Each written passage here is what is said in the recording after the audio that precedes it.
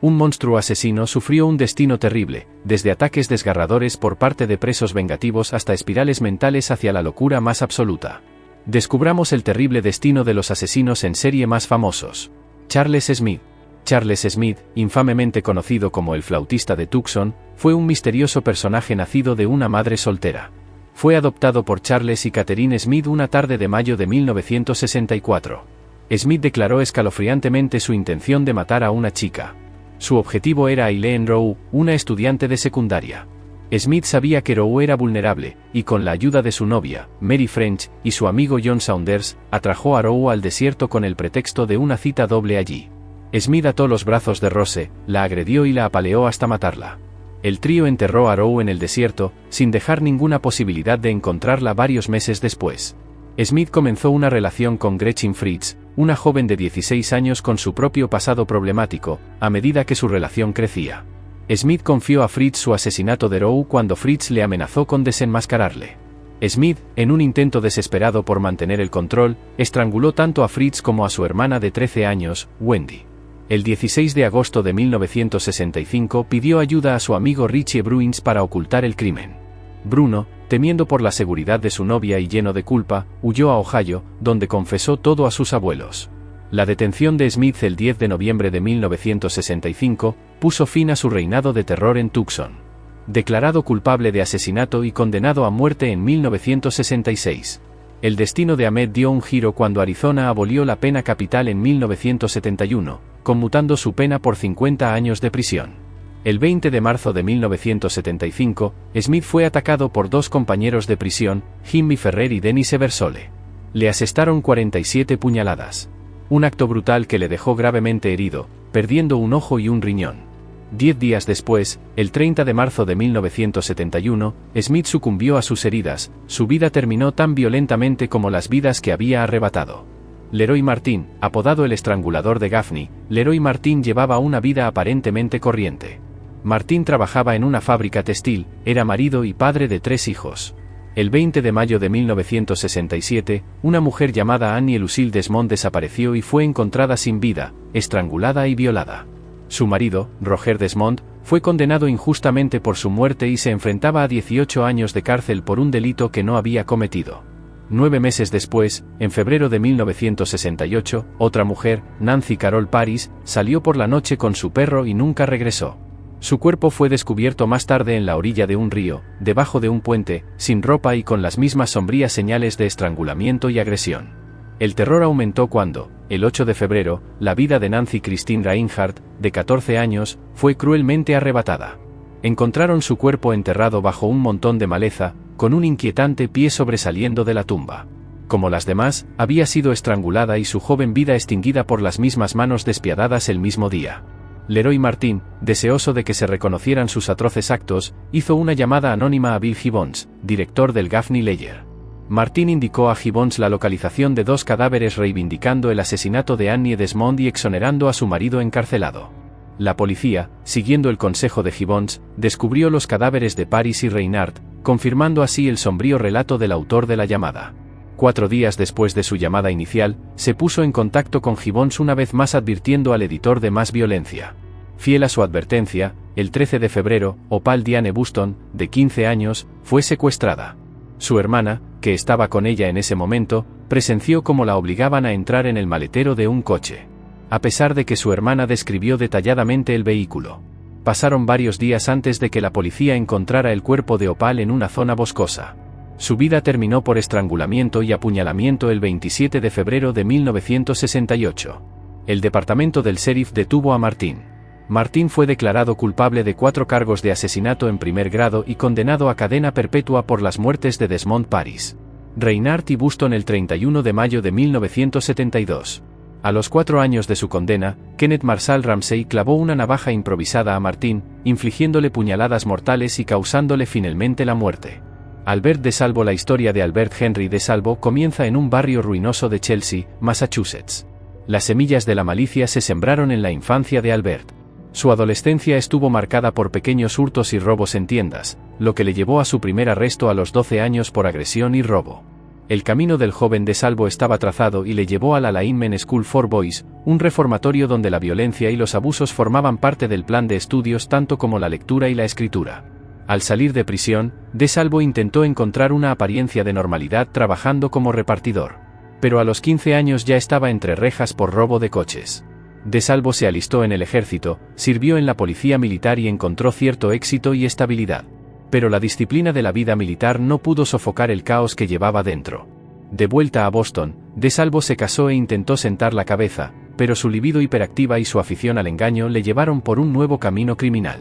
Se hizo conocido como el hombre de las mediciones que se hacía pasar por cazatalentos de una agencia de modelos. Convencía a las mujeres para que le permitieran tomarles las medidas, un truco que a menudo desembocaba en agresiones sexuales.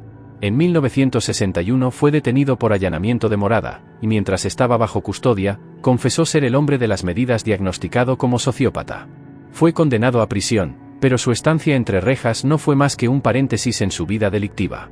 Tras su liberación, comenzó su reinado como el estrangulador de Boston. Se encontraron mujeres estranguladas en sus casas, sus cuerpos abandonados en exhibiciones inhumanas.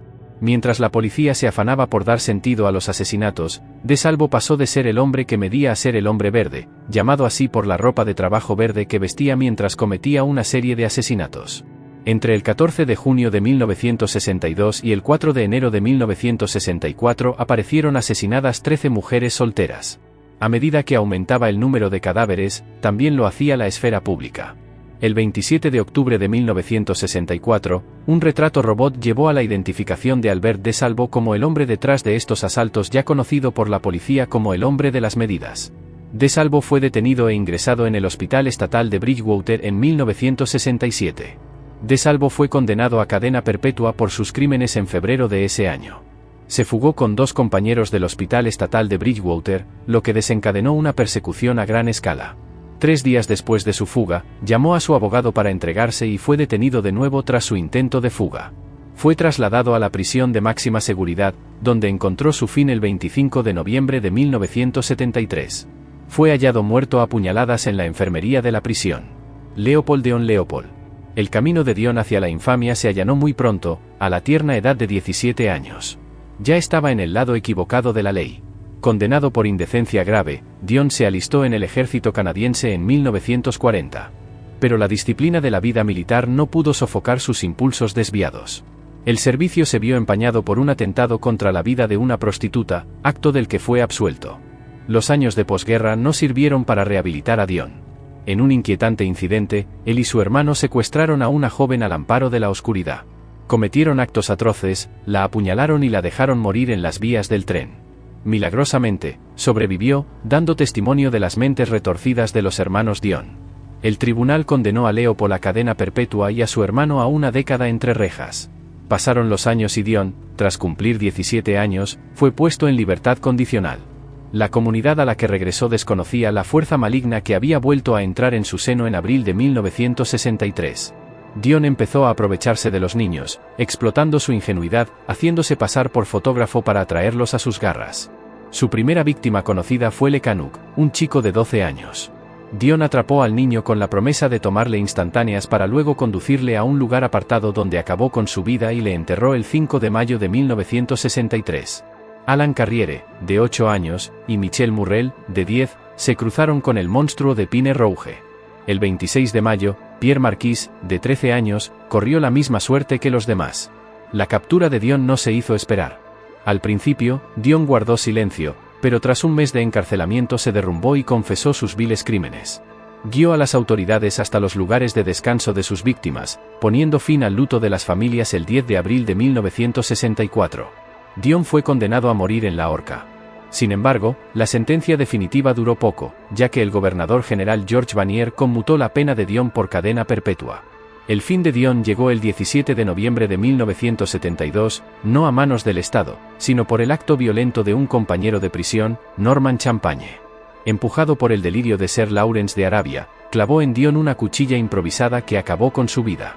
Donald Harvey. Los primeros años de la vida de Donald Harvey en Booneville, Kentucky, estuvieron marcados por penurias y traumas personales indescriptibles. A la edad de 18 años, Harvey encontró su vocación en los pasillos del Hospital Marymount de Londres como celador. Durante 10 meses, se cobró la vida de al menos una docena de almas desprevenidas. Su método, un cóctel de arsénico, cianuro y asfixia, administrado con un frío cálculo que contradecía su apariencia juvenil. Las víctimas de Harvey eran hombres y mujeres diversos y numerosos, jóvenes y viejos. Su denominador común era el desafortunado cruce de caminos con el hombre que llegaría a ser conocido como el Ángel de la Muerte. Harvey afirmaba haber comenzado su matanza por un equivocado sentido de la piedad para aliviar el dolor de los enfermos terminales. Durante 17 largos años, los crímenes de Harvey pasaron desapercibidos. En marzo de 1987, el telón de la truculenta actuación de Harvey empezó a caer con la repentina muerte de John Powell. Un paciente que había sufrido un accidente de moto hizo saltar las alarmas cuando la autopsia reveló la presencia de cantidades letales de cianuro en su organismo como persona de interés. El pasado de Harvey se sometió a escrutinio, revelando un inquietante incidente en el que fue sorprendido robando partes de cuerpos para rituales ocultistas en el Hospital de Veteranos de Cincinnati. Este descubrimiento, unido a su proximidad a un aumento de las muertes de pacientes, le llevó a ser interrogado por las autoridades. ¿Había habido otras muertes? Las enfermeras presentaron pruebas irrefutables que vinculaban a Harvey con al menos 24 asesinatos. Ante la perspectiva de la pena de muerte, el abogado de Harvey llegó a un acuerdo a cambio de cadena perpetua sin libertad condicional. Harvey confesaría todos sus crímenes. En una sesión maratoniana, admitió haber matado a 24 personas, aunque más tarde afirmaría que la cifra se acercaba más a 70. El 26 de octubre de 1987, Harvey ingresó en el sistema penitenciario de Ohio. Su libertad olvidada, su legado sellado como uno de los asesinos en serie más prolíficos de Estados Unidos. El 28 de marzo de 2017, Harvey fue encontrado en su celda, gravemente golpeado y pocos días después perdió la vida. Las secuelas de la muerte de Harvey trajeron preguntas y especulaciones. ¿Quién había asestado los golpes mortales? ¿Fue un acto de justicia por mano propia o simplemente la brutal realidad de la vida en prisión? Las respuestas llegarían de la mano de un recluso llamado James Elliott, acusado de asesinato con agravantes y otros cargos relacionados con la muerte de Harvey.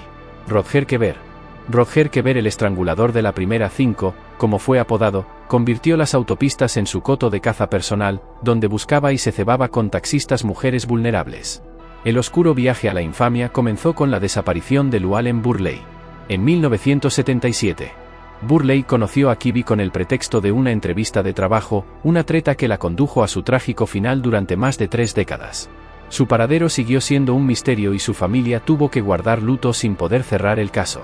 El modo de operar de Kibby consistía en atar a sus víctimas con cuerdas de paracaídas, silenciarlas con cinta adhesiva y cortarles la ropa antes de agredirlas y estrangularlas. En 1987, el reino del terror de Kibby se enfrentó a su primer verdadero desafío. Una agresión a Deborah y Guffey condujo a su detención y posterior condena.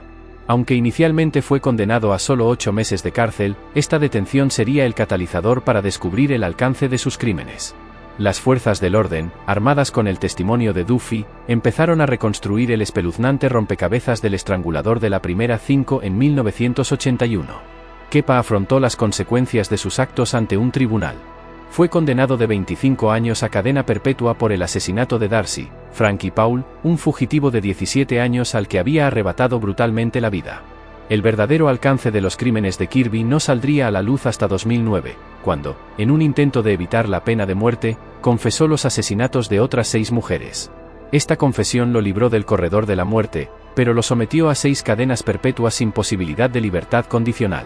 Con el paso de los años, la existencia de Kirby en prisión fue ordinaria. Sus interacciones con otros reclusos eran mínimas. La fatídica noche del 28 de febrero de 2021, aproximadamente a las 12:40 de la mañana, un funcionario descubrió el cuerpo sin vida de Roger Kirby. El autor era su compañero de celda, Jason Boudreaux, un satanista declarado de 40 años, que cumplía cadena perpetua por otro asesinato. La oficina del sheriff del condado de Amador hizo público el informe de la autopsia el 3 de marzo, revelando que Kirby había muerto por estrangulamiento manual. Whitey Bulger. James Whitey Bulger comenzó su carrera delictiva como ladrón de poca monta y luchador callejero. La vida delictiva de Bulger dio un giro cuando se unió a la banda Winter Hill, un conocido sindicato liderado por Bulger. La banda sacudió a corredores de apuestas y usureros dominando su mundo delictivo. Su reinado estuvo marcado por el miedo y el derramamiento de sangre. Tanto los miembros de bandas rivales como los socios desleales cayeron víctimas de las despiadadas tácticas de Bulger. Su influencia llegó muy lejos, hasta el contrabando de armas para el ejército republicano irlandés durante los disturbios. Sin embargo, esta operación se desmoronó, provocando la detención de miembros del IRA y marcando el principio del fin de las escapadas internacionales de Bulger. A principios de la década de 1980, Bulger y sus socios ampliaron sus operaciones al este de Massachusetts. Escaparon a la captura gracias a una combinación de miedo, violencia y una extraña habilidad para corromper a las fuerzas de seguridad locales y al FBI en un intento de controlar su mundo. Bulger proporcionó información sobre el patriarca de la familia del crimen, sus rivales al FBI, mientras continuaba sus actividades delictivas con casi todo privilegio. Los muros empezaron a cerrarse sobre Bulger a principios de la década de 1990, cuando un grupo de trabajo conjunto inició una investigación sobre sus operaciones de juego ilegal. Intuyendo problemas, Bulger huyó de Boston en diciembre de 1994. Durante 6 años, Bulger siguió siendo un fantasma, escapando de las autoridades y viviendo una vida de misterio. La huida de Bulger terminó en 2011, cuando fue detenido en Santa Mónica, California. La persecución que se había prolongado durante casi 2 décadas concluyó con una colección de armas y una serie de acusaciones, entre ellas 19 cargos de asesinato, condenado por 31 cargos. Bulger recibió 2 cadenas perpetuas consecutivas más 5 años de reclusión, la primera en Florida. Bulger sufría terrores nocturnos, un marcado contraste con el miedo que antes infundía a los demás. La salud de Bulger empezó a deteriorarse, algo habitual en muchos reclusos de edad avanzada, pero su situación se vio agravada por los enemigos que se había granjeado a lo largo de su dilatada carrera delictiva. Fue barajado entre instalaciones, en parte por su propia seguridad y en parte debido a problemas disciplinarios. El 30 de octubre de 2018, Bulger, de 89 años, fue encontrado inconsciente, golpeado hasta la muerte por su compañero de prisión, Jeffrey Dahmer. De niño, los padres de Dahmer lo describían como enérgico y alegre, pero esta actitud fue cambiando a medida que crecía. Los primeros destellos de las oscuras fascinaciones de Dahmer surgieron durante su adolescencia. Desarrolló un inquietante interés por los animales muertos, coleccionaba cadáveres y los descuartizaba cuando Dahmer entró en la adolescencia. Descubrió su homosexualidad, que mantuvo en secreto, albergando fantasías de control y dominación sobre parejas sumisas. Dahmer cometió su primer asesinato a los 18 años. Stephen X, un autoestopista, se cruzó con Dahmer, quien atrajo a Steve a su casa con el pretexto de compartir unas cervezas. El encuentro terminó con X apaleado y estrangulado, sus restos desmembrados y enterrados en una fosa poco profunda detrás de la casa de la infancia de Dahmer. La vida de Dahmer se descontroló aún más cuando se matriculó en la Universidad Estatal de Ohio, que abandonó debido al alcoholismo. Su padre, preocupado por el futuro de su hijo, le animó a alistarse en el ejército.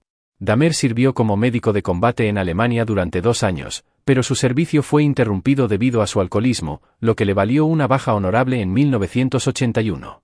De regreso a Ohio, Dahmer vivió brevemente en Florida antes de volver a vivir con su abuela en Wisconsin. El año 1987 marcó la reanudación de la ola de asesinatos de Dahmer. Su segunda víctima, Stephen Toomey, fue encontrado en un bar y atraído a una habitación de hotel con promesas de compañía. Dahmer se despertó y encontró a Toomey muerto, sin recordar nada de lo ocurrido la noche anterior. Presa del pánico, compró una maleta grande para transportar el cadáver de Aimee a casa de su abuela, donde desmembró los restos y se deshizo de ellos. El patrón de Dahmer de atraer, drogar y matar continuó con cada acto más retorcido que el anterior.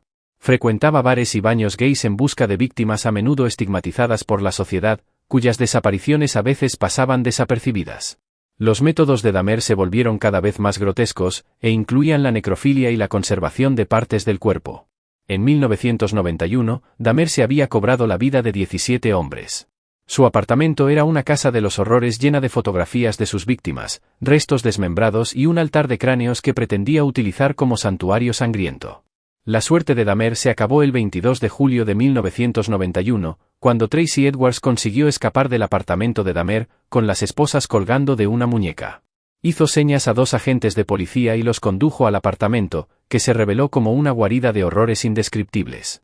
Dahmer fue acusado de múltiples cargos de asesinato y su juicio comenzó en 1992. El 28 de noviembre de 1994, mientras realizaba trabajos de limpieza en la cárcel, Dahmer fue atacado por Christopher Scarba, un compañero de prisión. Scarba, armado con una barra de metal de la sala de pesas de la cárcel, asestó golpes mortales a Dahmer, que sucumbió a las heridas. Y fue declarado muerto en un hospital cercano.